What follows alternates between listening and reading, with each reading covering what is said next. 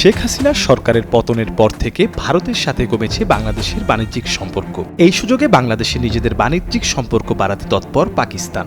স্বাধীনতার পর এই প্রথম পাকিস্তান থেকে আমদানি করা হয়েছে চাল। এর আগে এসেছে রং, সুতা, চিনি সহ ডলোমাইটের মতো খনিজ পদার্থ। গত বছর ডিসেম্বরে প্রথম পাকিস্তান থেকে আসে পণ্য বোঝাই জাহাজ। এর আগে গত ৫ মার্চ ভারত ও পাকিস্তান থেকে আমদানি করা ৩৭,২৫০ টন চাল বাংলাদেশে আসে।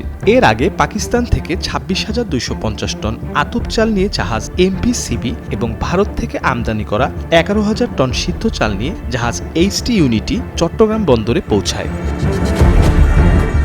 খাদ্য অধিদপ্তরের চলাচল ও সংরক্ষণ নিয়ন্ত্রণের দপ্তর জানিয়েছে, পাকিস্তান থেকে ৫০,০০০ মেট্রিক টন আতপ চাল আমদানি নিয়ে গত ১৪ জানুয়ারি ঢাকায় সরকারি পর্যায়ে একটি সমঝোতা স্মারক সই হয়। এছাড়াও আলোচনা চলছে বিভিন্ন খনিজ আমদানির। এই ঈদে জামা জুতো অ্যাক্সেসরিজের ডিসকাউন্ট।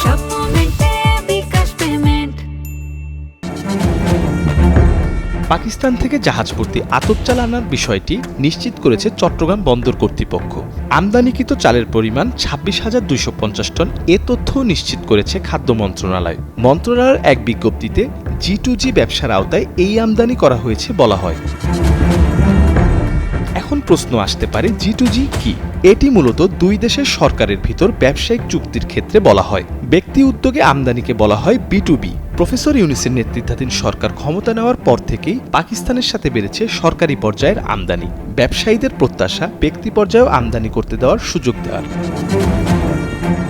গেল বছরের শেষাংশে ভারত থেকে আসা বন্যার ফলে বাজারে রয়েছে চালের সংকট। সেই সংকট মোকাবেলায় আমদানিকৃত চাল কী ভূমিকা রাখতে পারে বাজারে, তাই এখন দেখার বিষয়। মির্জা সানোয়ার হোসেন, কালের কণ্ঠ।